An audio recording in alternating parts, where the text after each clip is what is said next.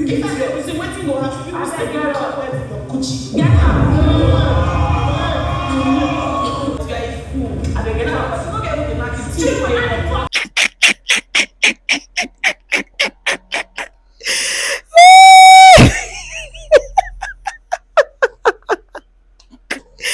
Oh my goodness, guys, the way Chinwe dealt with Chinne tonight. When you went on national television to have sex, you're a fool. You want to shame me for having sex. Get out. Okay, 35-year-old virgin, congratulations. You are reconciled with your niece. Reconcile with your woman. And you know what? Nne just sat there. Like, she just sat there. She wasn't saying anything. She wasn't moving. And I just felt so bad because on a normal day, Nne would join in this fight, but she didn't. You act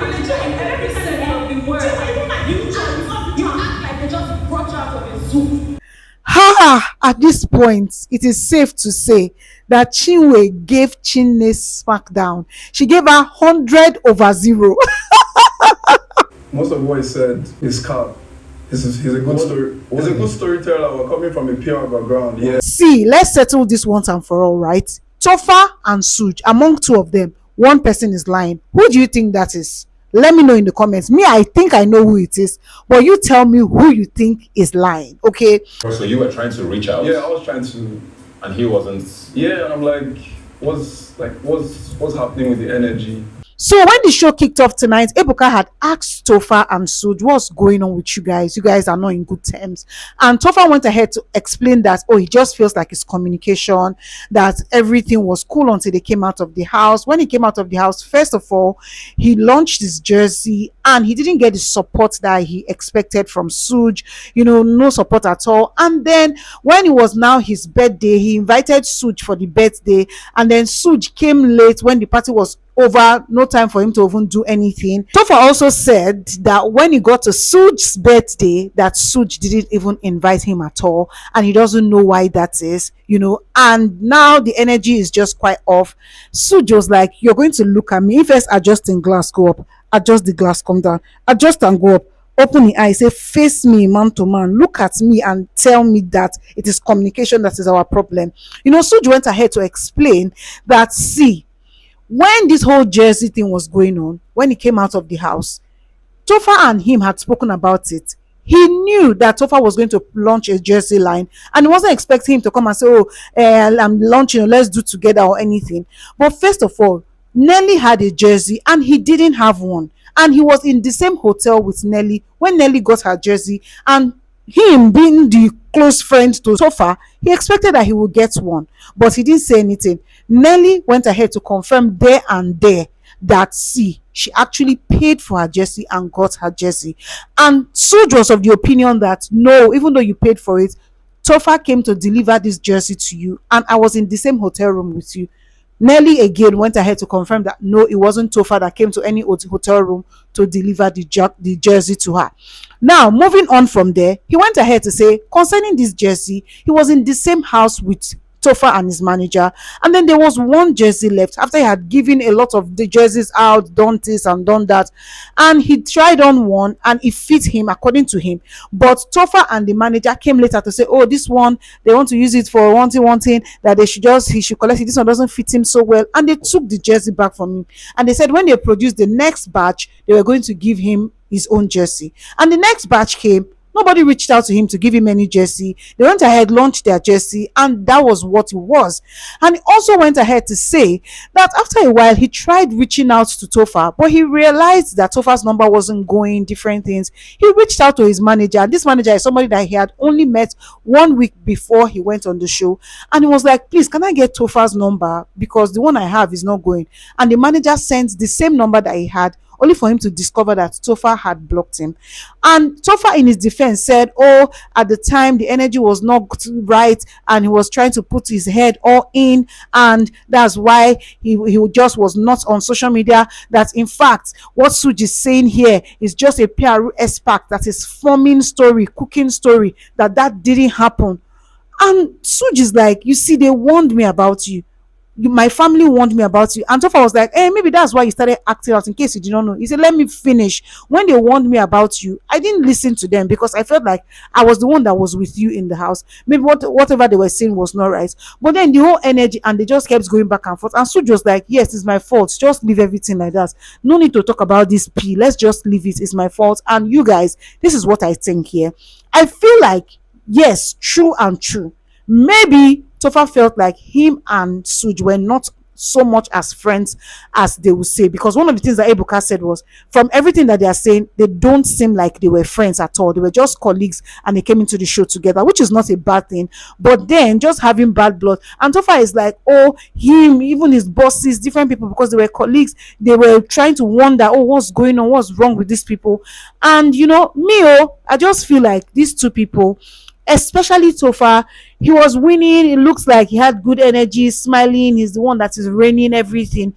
And his manager just, sort of advised him like, guy, do your thing, make him do it. Oh, nobody can listen on two, they do something. And this is the problem I have with managers. You see, managers, they are going to ruin your career, they are going to ruin your life, and then they will leave you hanging if you are not careful. See, let me tell you, right? When a manager is involved in something, I always suspect that manager. And I don't think Suj was lying when he said the manager went in, came back out and say, oh, that jersey we have given you, bring it back, we'll give you another one. It's probably because they feel like, oh, this one is so good, we don't know if the next batch will be better, but when it comes safe, we'll give it. I don't even know what it was, but I believe him when he said there was a manager involved.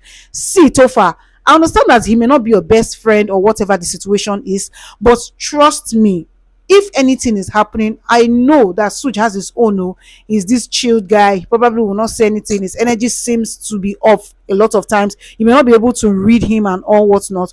But then again, I just feel like you should also just check. I think that Topher didn't have any reason to block Suj. Like, it wasn't that deep. It wasn't even that deep. You shouldn't have blocked him. Because why? Ebuka spoke about Victoria and Shawn, and it's about how Shawn felt like Victoria was dulling the game, and he said it a couple of times, and it was most likely the happiest when they were unpaired. And he said he's still standing by that. He felt like at the start of the show she wasn't doing so much and he was the one doing a lot. And he's not going to lie, towards the end of the show, she was the one that now carried him, that he had nothing to do with that. And when they came out of the show, he reached out to Victoria, and both of them, they had a conversation and they have an understanding now. And then Ebuka dropped the bomb, asked them, do you people have a romantic relationship or a sexual relationship? It's not even about romantic or being in any relationship at all, but do you people have a sexual relationship? Because it was just a lot. There was a lot of tension. And Victoria was like, everybody knows that Shawn likes girls with big ass. Like, nothing ever happened with me and Shawn. And Shawn was like, come on, I know they discriminate. I like everybody. But then nothing happened. They shall confirmed that. I have a one-on-one relationship with Onyeka. I have a one-on-one relationship with Victoria. After this, Ebuka spoke to Ozie about the whole triangle thing with Victoria and Onyeka, and asked him if he feels like there was a role he had to play and whatever was going on there. He said all he knows was that he had a one-on-one relationship with Victoria, and he also had a one-on-one relationship with Onyeka, and anything that happened there, it was not deliberate. He didn't do anything. It just turned out that way. He didn't know what was going on with that. And Ebuka said, but I brought it to your notice, and the housemates kept saying it. Why didn't you do something? Or he said it was what it was, that nothing extra, and it is what it is. But he went ahead to ask DJ Flo and Nelly about it, what they think. And they said that they think that Ozie actually was enjoying it, because especially if he came out of the house, according to Nelly, one tweet can just change the whole narrative and all. But he didn't say anything, he didn't do anything. He just felt like he was enjoying it. And Ebuka also asked Onyeka that what did she think. She said she felt like Ozie was enjoying it. Same thing with Victoria. Victoria said Ozie was enjoying it, and she gave an instance about one time where there was a party and he just left Onyeka and then came to meet her, and she was like, oh, I'm eating, go and enjoy yourself. And he just kept saying, why is it that anytime I'm with Onyeka? Like, no, it wasn't because you were with Onyeka. So you saying that was also pushing a narrative, and it didn't make sense.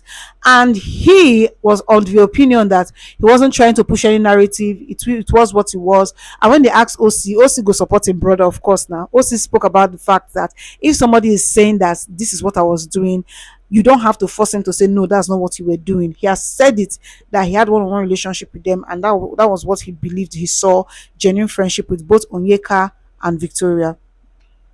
I said, okay. Okay. After this whole conversation, Ebuka went ahead to ask both Onyeka and Victoria if they are planning to resolve this whole situation. And Victoria was like, let's see, she doesn't know, but she has moved past it. And when he asked Onyeka was like, she doesn't move with snake. She said, me, I don't like snake. I don't like snake, apparently calling Victoria a snake. They're trying to resolve something. You're still here trying to call somebody else a snake, even in the resolution. Sister, rest. There's life after Big Brother. This is real life. It's not a TV show. It's real life. All this bitterness and hate, you will not carry it anywhere.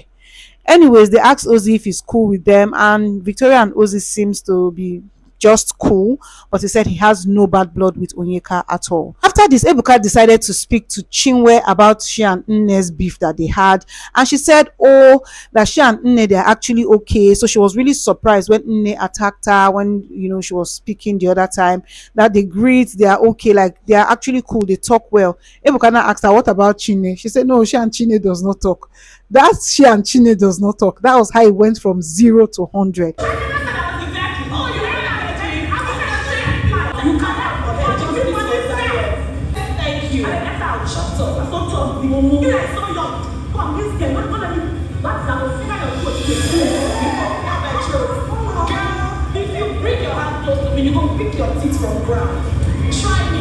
Oh, shut up, you this, you that, old mama, I cannot even say all the things they said. Maybe I'll put the clip, but it was intense.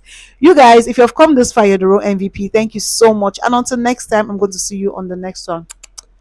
Bye bye.